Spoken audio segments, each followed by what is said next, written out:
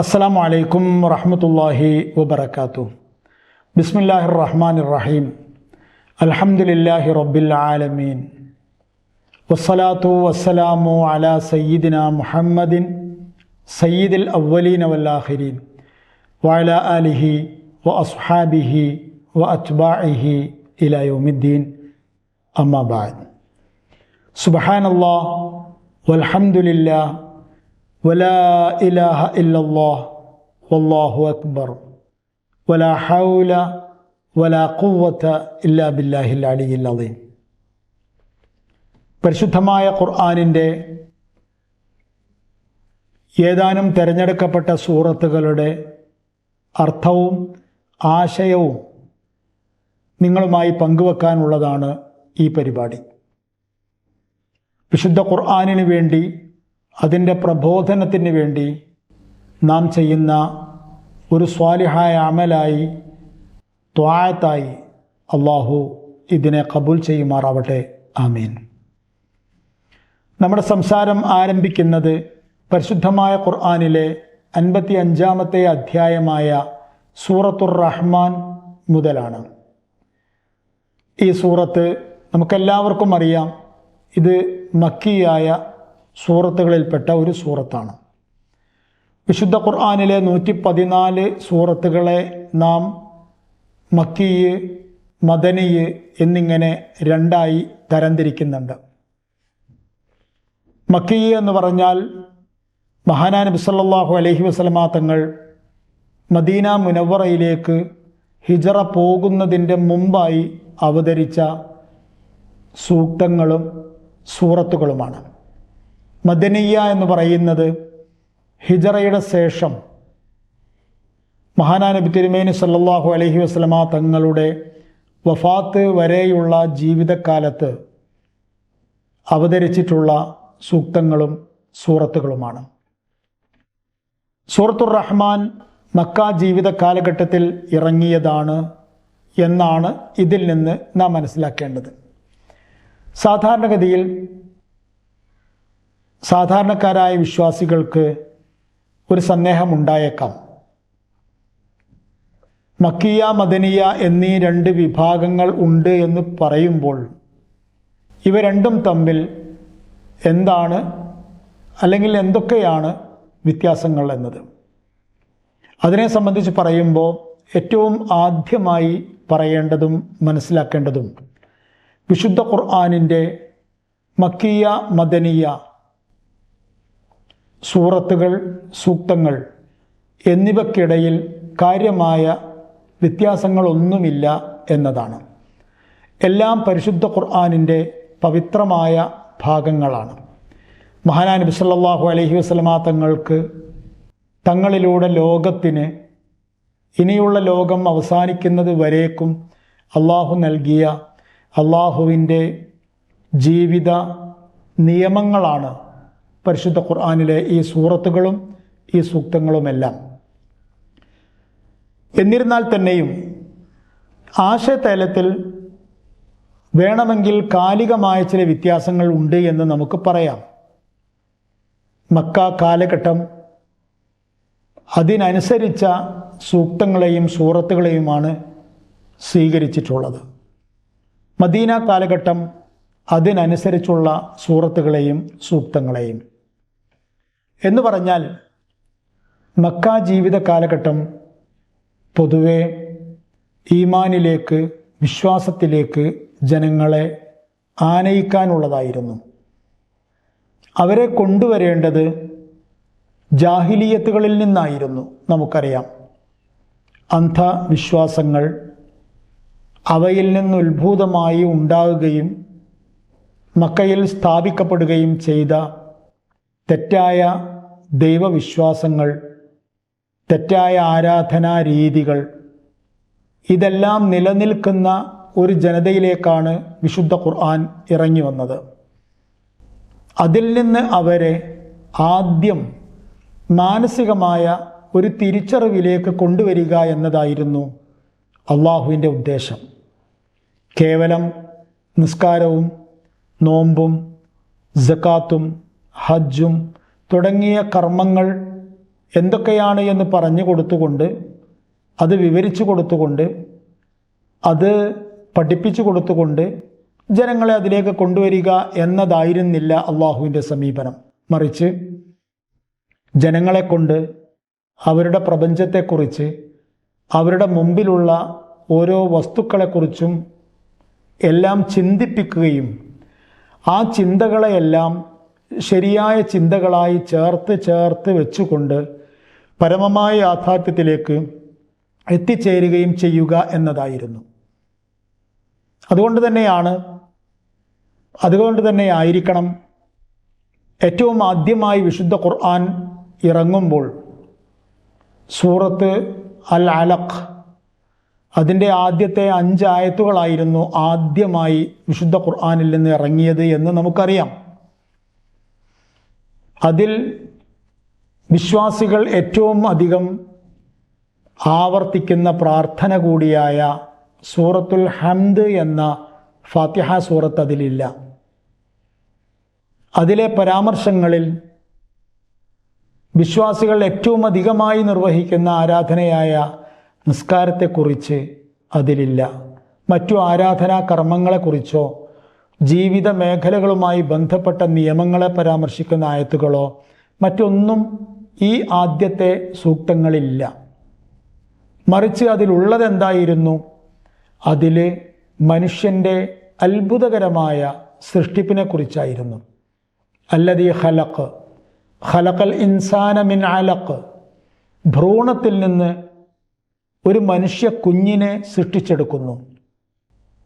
ആ കുഞ്ഞ് വളർന്നു വലുതായി അറിവും വിവേകതയും മാനുഷിക ശേഷികളുമെല്ലാം ഉള്ള ആളായി തീരുകയും ചെയ്യുന്നു. ഇത് വലിയൊരു അത്ഭുതമാണ്. ഓരോ മനുഷ്യൻ്റെയും മനസ്സിൻ്റെയും കണ്ണിൻ്റെയും മുമ്പിൽ സദാ നടന്നുകൊണ്ടിരിക്കുന്ന അത്ഭുതം. ആ അത്ഭുതം പറഞ്ഞുകൊണ്ട്, ആ അത്ഭുതത്തിലേക്ക് ശ്രദ്ധ ക്ഷണിച്ചുകൊണ്ട് ഈ പ്രപഞ്ചത്തിൻ്റെ സൃഷ്ടാവ് എന്ന ആശയത്തെക്കുറിച്ച് ചിന്തിപ്പിക്കുവാനായിരുന്നു വിശുദ്ധ ഖുർആനിലെ ആദ്യത്തെ ഈ 5 ആയത്തുകൾ ശ്രമിക്കുന്നത് എന്നാണ് ഞാൻ പറഞ്ഞു വരുന്നത്. അതുകൊണ്ട് തന്നെ മക്ക കാലഘട്ടത്തിൽ ഇറങ്ങിയ സൂക്തങ്ങളും സൂറത്തുകളും ഏതാണ്ട് ആരാധനകളെക്കുറിച്ചും ജീവിത വ്യവഹാരങ്ങളെക്കുറിച്ചും നിയമങ്ങളെക്കുറിച്ചും പറയുന്നതിനധികം അള്ളാഹുവിനെക്കുറിച്ചും പ്രപഞ്ചത്തെക്കുറിച്ചും അന്ത്യനാളിനെക്കുറിച്ചുമെല്ലാമാണ് സംസാരിച്ചത്. അപ്പോൾ മക്കിയായ സൂക്തങ്ങളുടെയും സൂറത്തുകളുടെയും ഒരാശയതലം പൊതുവെ ഏകദൈവ വിശ്വാസത്തിലേക്കുള്ള ക്ഷണത്തിന് സഹായകമാകുന്ന വിഷയങ്ങൾ പറയുക എന്നതായിരുന്നു. അതേസമയം മഹാനായ നബി സല്ലല്ലാഹു അലൈഹി വസല്ലമ തങ്ങളുടെ മദീന ജീവിതം ഒരു സമുദായത്തെ, ഒരു സമൂഹത്തെ സൃഷ്ടിക്കുവാനുള്ളതായിരുന്നു. അതുകൊണ്ട് തന്നെ ആരാധനകൾ, ജീവിത വ്യവഹാരങ്ങൾ, വിവാഹം, വിവാഹമോചനം, കച്ചവടം, സക്കാത്ത്, ഹജ്ജ് തുടങ്ങിയ എല്ലാ ഇസ്ലാമിക വിഷയങ്ങളുടെയും നിയമസംഹിതകൾ ആ കാലത്താണ് ഉണ്ടാകുന്നത്, സ്ഥാപിക്കപ്പെടുന്നത്. അതുകൊണ്ട് തന്നെ മദീന കാലഘട്ടത്തിൽ ഇറങ്ങിയ ആയത്തുകൾ, സൂറത്തുകൾ എന്നിവയെല്ലാം അവയുടെ ആശയതലം അത്തരത്തിലുള്ള കാര്യങ്ങളാണ്. ഇങ്ങനെ ഒരു വ്യത്യാസം മാത്രമാണ് പ്രധാനമായും മക്കിയ, മദനിയ എന്നീ 2 ആയത്തുകളുടെയും സൂറത്തുകളുടെയും ഇടയിലുള്ളത്. വിശുദ്ധ ഖുർആനിലെ 55-ാമത്തെ സൂറത്താണ് നമ്മൾ സംസാരം ഇന്ന് ആരംഭിക്കുന്ന സൂറത്തുർ റഹ്മാൻ. അതിലാകെ ഉള്ളത് 78 ആയത്തുകളാണ്. ഇത് വിശുദ്ധ ഖുർആനിലെ ഏറ്റവും ശ്രദ്ധേയമായ സൂറത്തുകളിൽ ഒന്നാണ്. വിശുദ്ധ ഖുർആനിലെ എല്ലാ സൂറത്തുകൾക്കും അതിൻ്റേതായ പ്രത്യേകതകളും മനോഹാരിതകളും ആകർഷണീയതകളുമെല്ലാം ഉണ്ട്. അതേസമയം സൂറത്തുർ റഹ്മാൻ എന്ന നമ്മൾ പഠിക്കാൻ തുടങ്ങുന്ന ഈ സൂറത്തിന് ഇതിൻ്റേതായ ചില പ്രത്യേകതകളും ചില അലങ്കാരങ്ങളും എല്ലാം ഉണ്ട്.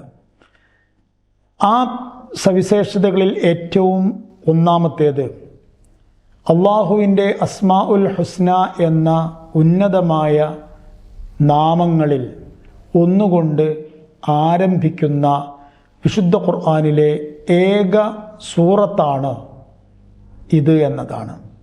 ഈ സൂറത്ത് ആരംഭിക്കുന്നത് നമുക്കെല്ലാവർക്കും അറിയാവുന്നതുപോലെ അർ റഹ്മാൻ എന്ന് പറഞ്ഞുകൊണ്ടാണ്.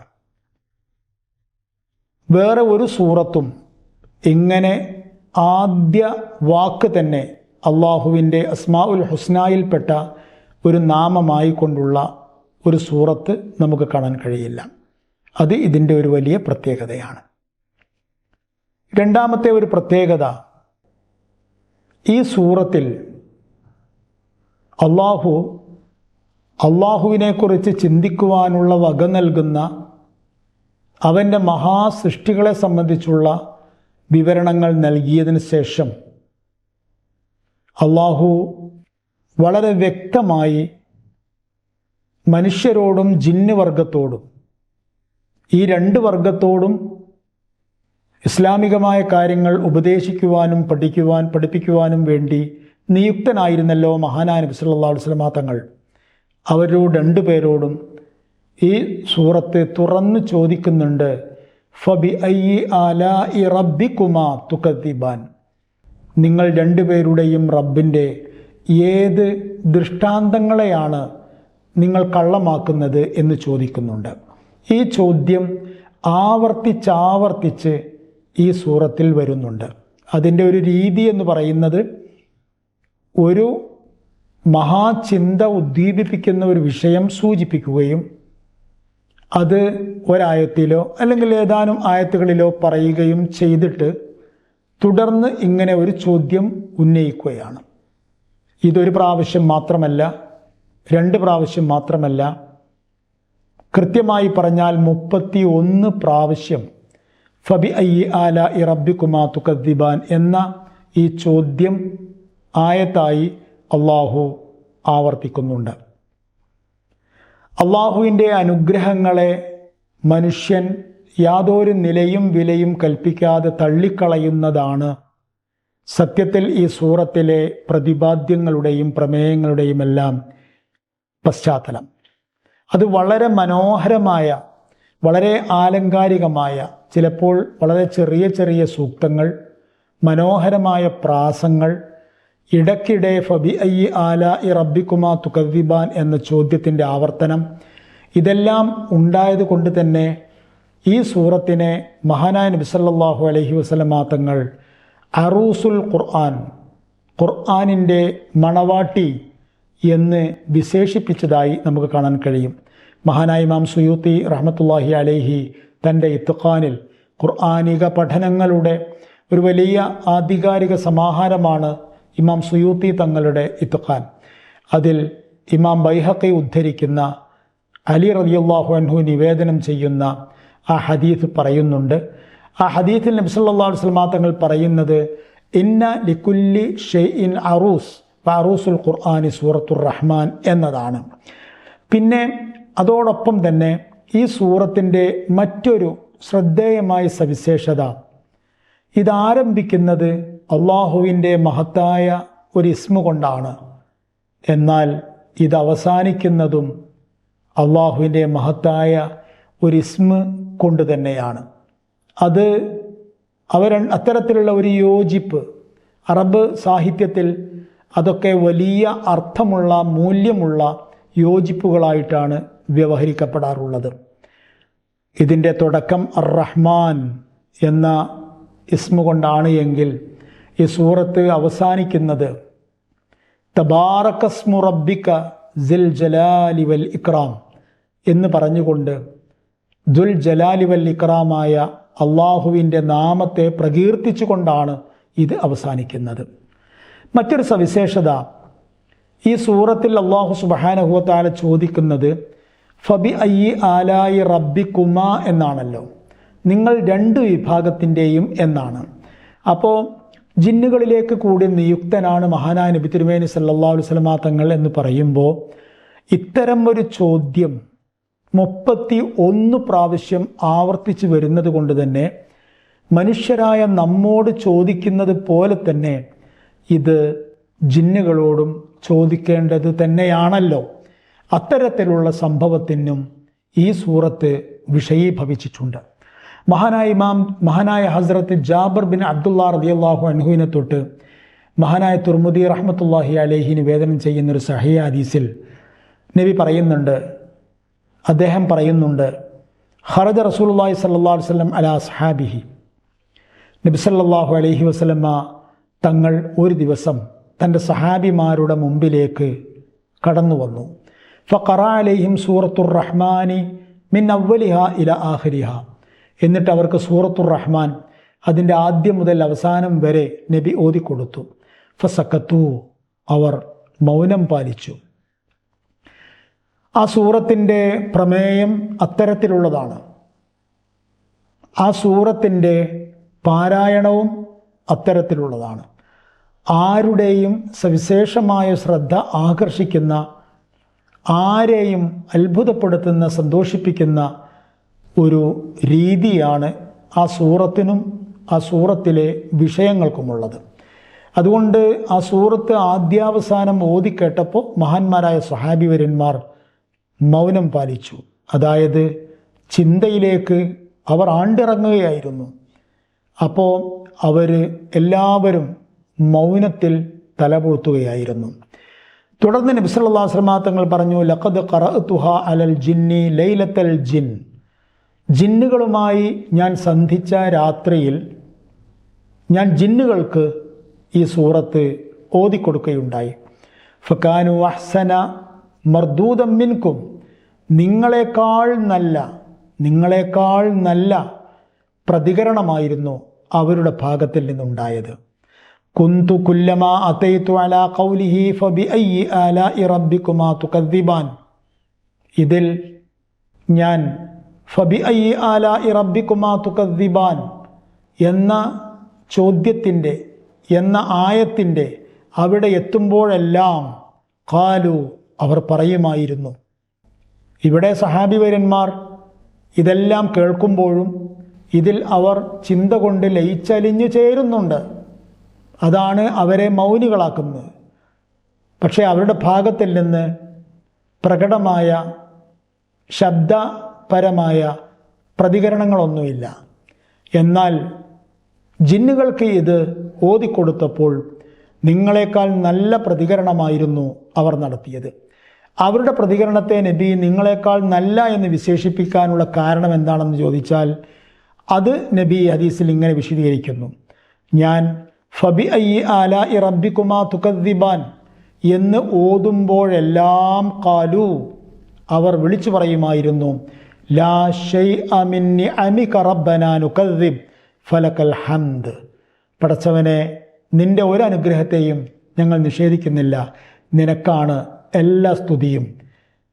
അപ്പോൾ മഹാനായ റസൂലുള്ളാഹി സ്വല്ലല്ലാഹു അലൈഹി വസല്ലം തങ്ങൾ ജിന്നുകൾക്ക് ഈ സൂറത്ത് ഓതിക്കൊടുത്ത സംഭവമാണ് ഈ ഹദീസിൽ നിന്ന് നാം മനസ്സിലാക്കുന്നത്. അത് ലൈലത്തുൽ ജിന്നിലായിരുന്നു. ലൈലത്തുൽ ജിന്ന് എന്നായിരുന്നു എന്നതിനെ സംബന്ധിച്ച് വ്യത്യസ്തമായ അഭിപ്രായങ്ങൾ തീർച്ചയായും ഉണ്ട്. ഒന്ന്, കൃത്യമായൊരു കലണ്ടർ സംവിധാനം നിലവിലില്ലാത്തൊരു കാലമായിരുന്നു അത്. അതുകൊണ്ട് തന്നെ ഓരോരുത്തരുടെ നിഗമനമനുസരിച്ചാണ് കാലം പറഞ്ഞിരിക്കുക. എന്തായിരുന്നാലും ഈ പറഞ്ഞ അഭിപ്രായങ്ങളിൽ നിന്നെല്ലാം മഹാനായ നബി സല്ലല്ലാഹു അലൈഹി വസല്ലം തങ്ങൾ ജിന്നുകളുമായി ഏറ്റവും ആദ്യം സമാഗമം നടത്തിയത് തായിഫിൽ നിന്ന് നബി മടങ്ങി വരുന്ന വഴിയിൽ നഹ്ല എന്ന പ്രദേശത്ത് നിന്നായിരുന്നു എന്നും ആ സംഭവത്തിന് മഹാനായ അബ്ദുല്ലാഹി ബിൻ മസ്ഊദ് റളിയല്ലാഹു അൻഹു സാക്ഷിയായിരുന്നു എന്നുമെല്ലാം നമുക്ക് ലൈലത്തുൽ ജിന്നിനെ കുറിച്ചുള്ള പഠനങ്ങൾ നമ്മളെ പഠിപ്പിക്കുന്നുണ്ട്. ഏതായിരുന്നാലും പിന്നെയും ലൈലത്തുൽ ജിന്ന് ഉണ്ടായിരിക്കാനുള്ള സാധ്യത മഹാന്മാരായ സ്വഹാബിവര്യന്മാരും അവരെ വ്യാഖ്യാനിക്കുന്ന ഉലമാക്കളുമെല്ലാം പറയുന്നുണ്ട്. എന്തായിരുന്നാലും നമുക്ക് ഇവിടെ പറയാനുള്ളതും കേൾക്കാനുള്ളതും മഹാനായ റസൂലുള്ളാഹി സ്വല്ലല്ലാഹു അലൈഹി വസല്ലം തങ്ങൾ ഈ ആയത്ത് ജിന്നുകളോടടക്കം വ്യക്തമായി ചോദിക്കുന്ന ആയത്ത് ഉൾക്കൊള്ളുന്ന ഈ സൂറത്ത് അവർക്ക് ഓതിക്കൊടുത്തിട്ടുണ്ട്. അത് ആദ്യം ഓതിക്കൊടുത്തത് അവരുമായി സന്ധിച്ച ആദ്യ സമാഗമത്തിലായിരുന്നു. അതാണ് തായിഫിൽ നിന്ന് മടങ്ങി വരുന്ന വഴിയിൽ നഹ്ല എന്ന സ്ഥലത്ത് വെച്ച് ഉണ്ടായത്. അന്ന് നസീബീനിലെ ജിന്നുകളായിരുന്നു ഉണ്ടായിരുന്നത് എന്നാണ്. അങ്ങനെ അത് ഇതിൻ്റെ ഒരു പ്രത്യേകതയാണ്. അതേപോലെ തന്നെ ഇത്തരം ഒരുപാട് പ്രത്യേകതകൾ അതിൻ്റെ പാരായണത്തിൽ, അതിൻ്റെ അവതരണത്തിൽ, അതിൻ്റെ അവതരണ പശ്ചാത്തലത്തിലൊക്കെ തന്നെയും ഉണ്ട്. അതൊക്കെ വലിയ നീണ്ട സംസാരങ്ങളാണ്. അതെല്ലാം അതിൻ്റേതായ സമയത്ത് നമുക്ക് ഇൻഷാ അള്ളാഹ് കേൾക്കാം, പറയാം. അള്ളാഹു തൗഫീഖ് പ്രദാനം ചെയ്യുമാറാവട്ടെ, ആമീൻ എന്ന് പ്രാർത്ഥിച്ചുകൊണ്ട് അടുത്ത ആയത്തിൻ്റെ വിശദാംശങ്ങൾ മുതൽ നമുക്ക് വീണ്ടും കണ്ടുമുട്ടാം. നസ്തൗദിഅകുമുല്ലാഹ് ദീനക്കും വ അമാനാത്തിക്കും. വസ്സലാമു അലൈക്കും വറഹ്മത്തുള്ളാഹി വബറകാതുഹു.